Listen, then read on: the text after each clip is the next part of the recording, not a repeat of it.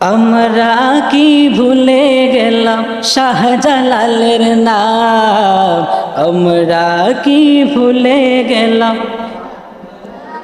এভাবে বললে হবে না, জবান খুলে বলেন, আমরা কি ভুলে গেলাম শাহজালালের নাম, আমরা কি ভুলে গেলাম। গৌর গোবিন্দ পালিয়ে গেল শুনে যাহার নাম, গৌর গোবিন্দ পালিয়ে গেল শুনে যাহার নাম, আমরা কি ভুলে গেলাম নাম, আমরা কি ভুলে গেলাম। 360 ওলি নিয়ে সুরমা নদী পারি দিয়ে, 360 ওলি নিয়ে সুরমা নদী পারি দিয়ে সিলেট আসলেন প্রচারিতে, সিলেট আসলেন প্রচারিতে মদিনার ইসলাম, আমরা কি ভুলে গেলাম শাহজালালের নাম, আমরা কি ভুলে গেলাম।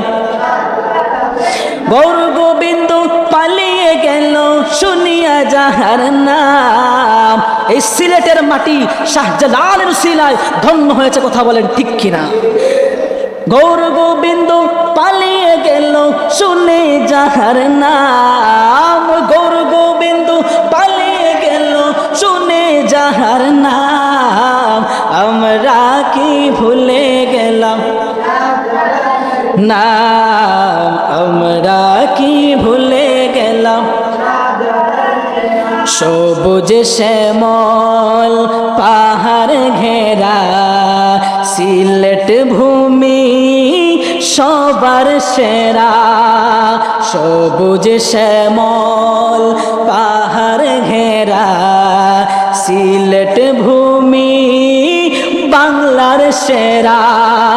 সিলেট আসলেন শাহজালাল, সিলেট আসলেন প্রচারিতে মদিনার ইসলাম, আমরা কি ভুলে গেলাম নাম, আমরা কি ভুলে গেলাম। ও শাহজালাল 700 বছর হয়ে গেল এখনো দেখি তোমার মানুষ ভুলে নাই, কথা বলেন।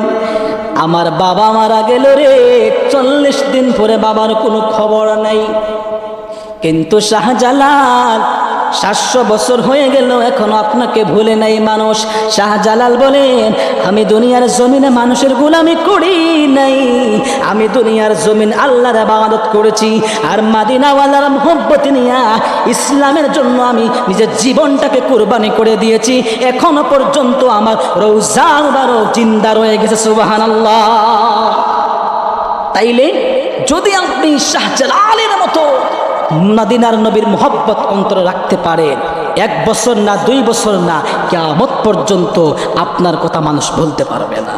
এর জন্যই তো বলতেছি, আমরা কি ভুলে গেলাম না, আমরা কি ভুলে গেলাম।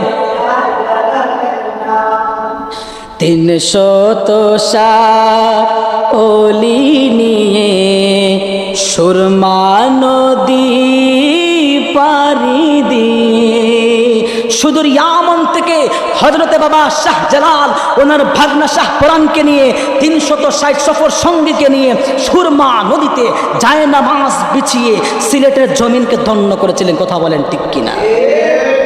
আজও পর্যন্ত যদি এদেশের মুসলমান যতদিন বেঁচে থাকবে, শাহজালালের নাম এই মানুষের মুসলমানদের হৃদয়ে গেঁথে থাকবে, কথা বলেন। যদি কোনো কালো চক্র যদি শাহজালালের মাজারের দিকে ইঙ্গিত দেয়, এদের পা ভেঙ্গে সিলেট থেকে তাড়িয়ে দেওয়া হবে, কথা বলেন ঠিক কিনা। কারণ হলো এই সিলেটের আবাদ ভূমি ধন্য হয়েছে, ইসলাম ধন্য হয়েছে, সিলেটের মানুষ ইসলামকে খুঁজে পেয়েছে এই সমস্ত আউলিয়া কেরামদের উসিলায়। যদি তাদের বিরুদ্ধে কথা বলেন, তাহলে নামাজ রোজা দিয়ে কোনো কিছু দিয়ে আপনার কাজে আসবে না। কারণ কেন? এই নামাজ আর এই জিকির এবং ফিকির আপনি ইসলাম পেয়েছেন হযরত বাবা শাহজালালের উসিলায়। এর জন্য শাহজালালকে ভালোবাসবো অন্তর থেকে, ঠিক কিনা বলেন? শাহজালালের মাজারে গিয়ে আমরা কি সেজদা করি না জিয়ারত করি? মাজার জিয়ারত করা সুন্নত। আমরা মাজারে গিয়ে জিয়ারত করি, মাজারকে সেজদা করি না। মাজারের অলিকে আমরা আল্লাহ মনে করি না। বুঝতে পারছেন? যে মানুষ দেখে বুঝে শুনে কথা বলে না সে মুনাফিক। যে মানুষ কল্পনা দিয়ে কথা বলে, যে মানুষ হক্কানি সুন্নতের বিরুদ্ধে মাজার পূজারী বলে গালি দেয়, এরাই নাম্বার 1 মুনাফিক। কারণ দেখে শুনে বুঝে যে মানুষ কথা বলে সে কখনো মুনাফিকি কথা বলতে পারে না। যারা অন্ধভক্ত হয়ে কথা বলে তারাই হক্কানি সুন্নতের বিরুদ্ধে মাজার পূজারী বলে গালি দেয়, ঠিক কিনা বলেন? এর জন্য আমরা কি করি? মাজার জিয়ারত করি, মাজারকে সেজদা করি না। মাজারে অলিকে আমরা কি আল্লাহ মনে করি? আল্লাহ একজন, আমরা ওনাকে মনে আল্লাহর একজন প্রেমিক, ঠিক কিনা বলেন? ওনাকে এতটুকুই মনে করি উনি একজন আল্লাহর প্রেমিক, ঠিক কিনা বলেন? এই সিলেটের মানুষের জমিনটা গৌর গোবিন্দের আস্তানায় ছিল, আর হযরতে বাবা শাহজালালের আজানের ধ্বনিতে গৌর গোবিন্দর বিল্ডিংগুলো তছনছ হয়ে গেছে। এর মানে বোঝা গেল যদি কোনো কাফের বেঈমান ইসলামের দুশমনি করতে চায়, মুসলমানদের তলোয়ার লাগবে না, আজানের ধ্বনিতে কাফের ইহুদি নাসারাদের বিল্ডিংগুলা গৌর গোবিন্দর মতো তছনছ হয়ে যাবে, ঠিক কিনা বলে? এর জন্য যতদিন বাঁচবো হুসাইনি মুসলমান হয়ে বাঁচবো। আমাদের নামাজ হবে হুসাইনের মতো, আমাদের জীবনটা হবে হুসাইনের মতো। যদি জীবন দিতে হয় ইমাম হুসাইন রাদিয়াল্লাহু তাআলা আনহুর মতো কারবালার ময়দানে জীবন দিব, ঠিক কিনা বলেন? কেন জীবন দিব? নবীর বিরুদ্ধে কথা বলে তার বিরুদ্ধে আমি কথা বলবো, ঠিক কিনা বলেন? যে মানুষ আল্লাহর শানে বেয়াদবি করে, রাসূলের শানে বেয়াদবি করে, ওলি আল্লাহর শানে বেয়াদবি করে, আমি কি করব? আমি কি বসে থাকবো? তার জন্য আমি আমার জবান থেকে হুঙ্কার দিয়ে তার প্রতিবাদ করবো, ঠিক কিনা বলে?